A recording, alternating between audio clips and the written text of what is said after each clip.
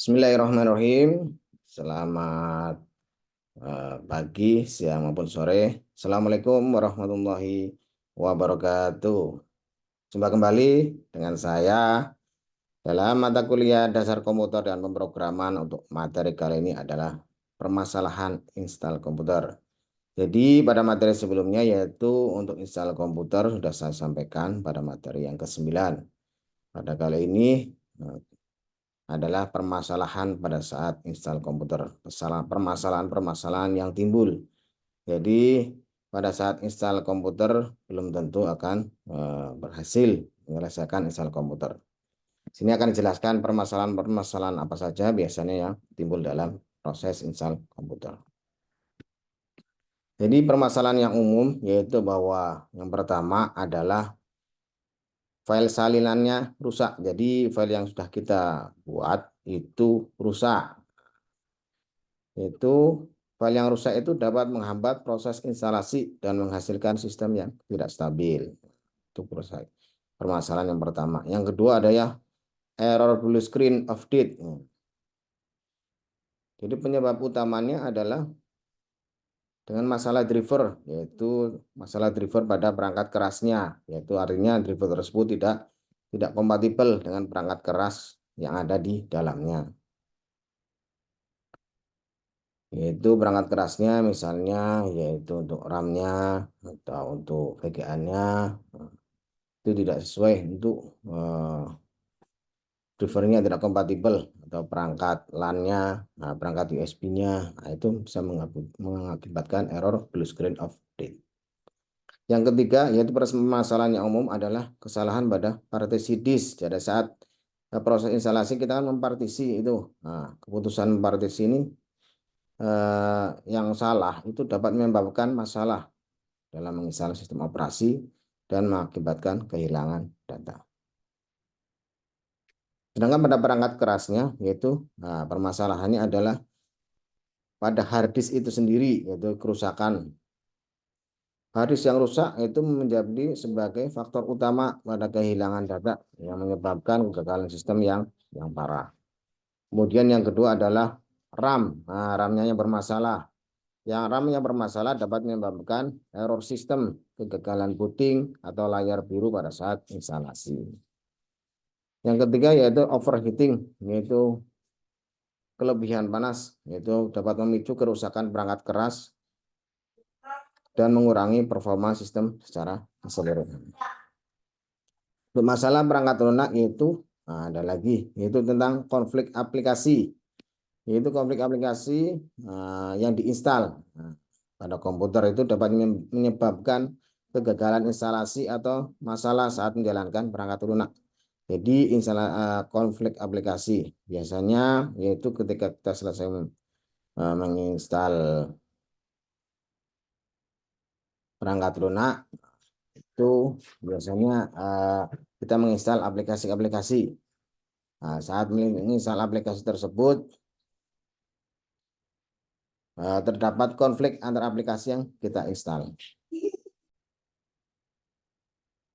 Kesalahan yang kedua adalah DLL ya, yaitu file Dynamic Link Library, yaitu ketika file DLL ini rusak, aplikasi mungkin tidak dapat berjalan dengan baik atau tidak dapat diinstal sama sekali.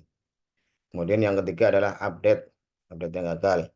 Bahwa gagalnya proses pada update sistem operasi atau perangkat lunak dapat membuat sistem rentan terhadap kerentanan keamanan dan bug yang diperbaiki oleh pembaruan tersebut. Nah, saat proses instalasi, kesalahan umum yaitu tidak mengecek kebutuhan sistem. Jadi penyebabnya apa sih?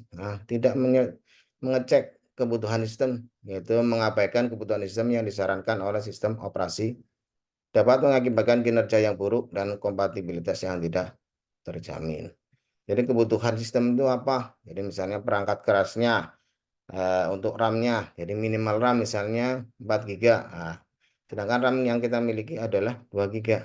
Itu artinya tidak terpenuhi. Atau mungkin prosesornya, misalnya minimal adalah prosesor dengan Core i3. Kita punyanya sekarang prosesor misalnya dual core, maka akan tidak sesuai dengan kebutuhan daripada sistem tersebut. Yang kedua adalah tidak mengaktifkan UAC, yaitu user account control, yang bahwa UAC tersebut dinonaktifkan dapat meningkatkan risiko serangan malware dan memberikan izin administrasi yang tidak diinginkan tanpa peringatan. Jadi UAC tersebut diaktifkan ya, artinya itu adalah mencegah malware maupun virus yang dapat masuk, sehingga apabila ada aplikasi baru akan tidak langsung terinstall, tetapi membutuhkan izin dari pengguna.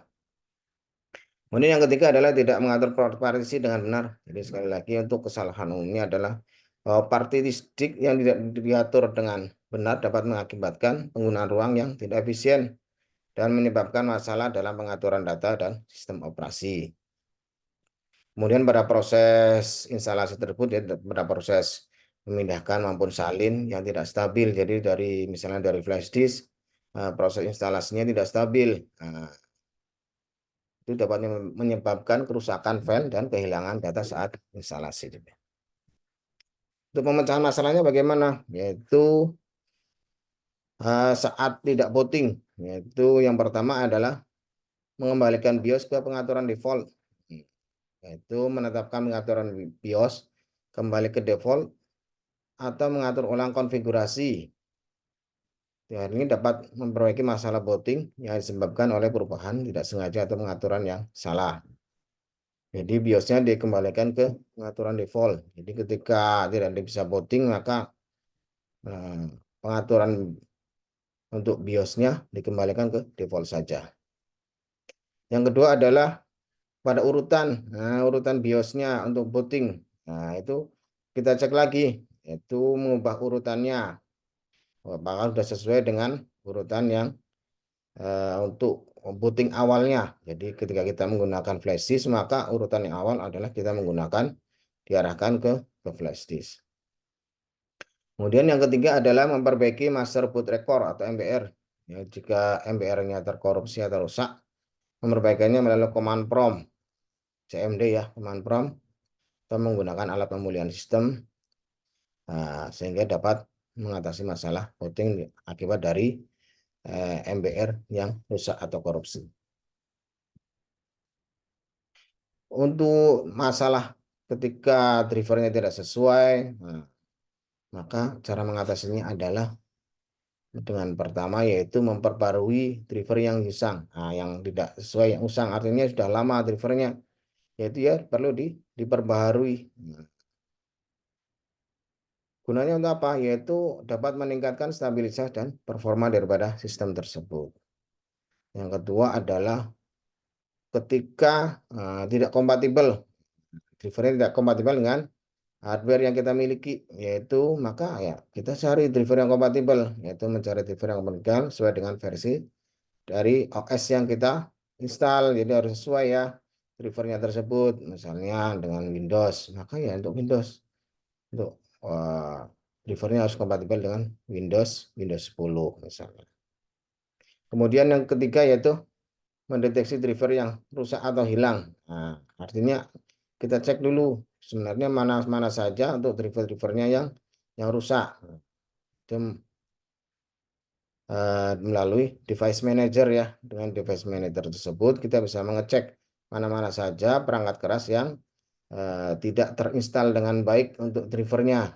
Bisa kita menginstal ulang, jadi menginstal ulang atau memasukkan driver yang terbaru, sehingga perangkat keras yang dimiliki pada PC atau laptop yang kita miliki itu dapat memiliki driver yang sesuai, artinya drivernya sesuai.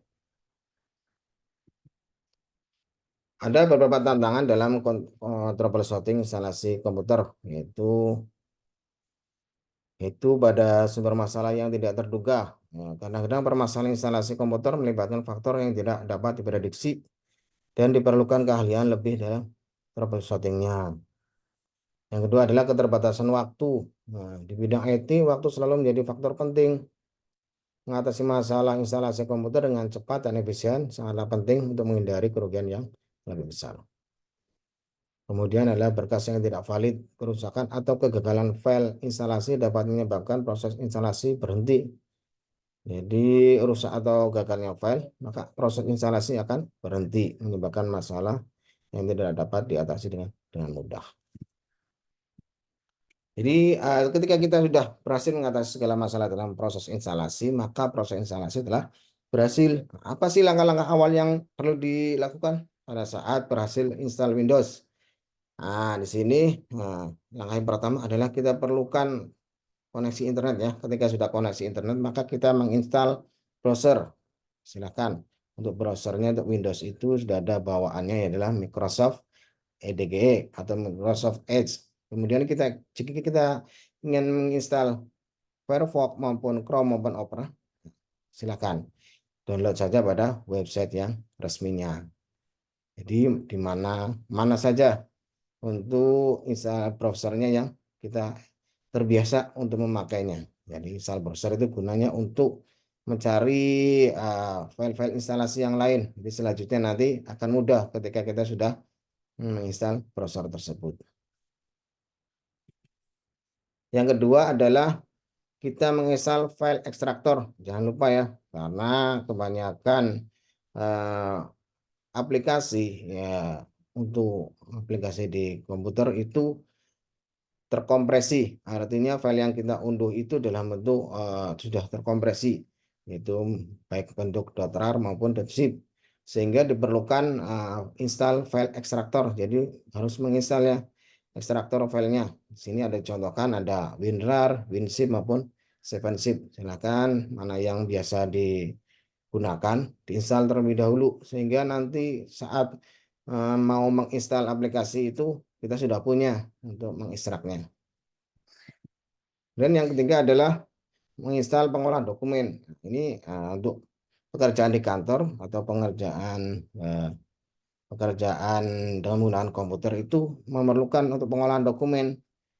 Otomatis kita memerlukan, misalnya kita untuk mengetik atau mengolah data, kita perlukan untuk menggunakan Microsoft Office. Nah, silakan, ada yang Microsoft Office yang berbayar atau yang gratis. Jadi artinya ada yang gratis bisa menggunakan, yang berbayar bisa menggunakan Microsoft Office, ya, Office 365, silakan. Kemudian yang gratis bisa ada menggunakan WPS, ya WPS pun gratis. Kemudian ada Open Office, silahkan sesuai dengan kebiasaannya ataupun familiarannya menggunakan pengolah dokumen seperti apa. Kemudian yang keempat yaitu adalah menginstal PDF Reader. Jadi ini pun sangat diperlukan ya. Jadi untuk membaca file PDF kita memerlukan PDF Reader. Jadi bisa dicontohkan adalah Adobe PDF maupun Nitro maupun Foxit PDF.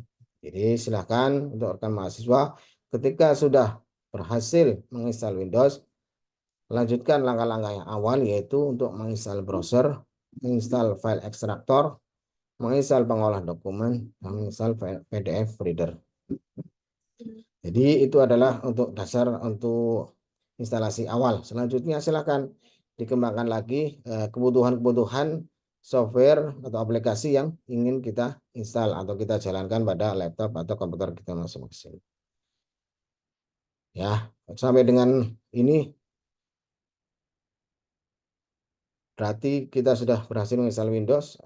Materi kita sudah selesai untuk install aplikasi Windows, install operasi, sistem operasi Windows. Semoga rekan-rekan mahasiswa dapat menerapkannya, dapat melakukan install Windows sendiri. Artinya tujuan dari pembelajaran ini adalah mahasiswa mampu menginstal sistem operasi sampai dengan selesai, sampai dengan dapat menginstal juga, yaitu aplikasi-aplikasi yang biasa digunakan. Demikian kuliah kita kali ini, kurang lebihnya mohon maaf. Saya akhiri. Selamat pagi, siang maupun sore. Assalamualaikum warahmatullahi wabarakatuh.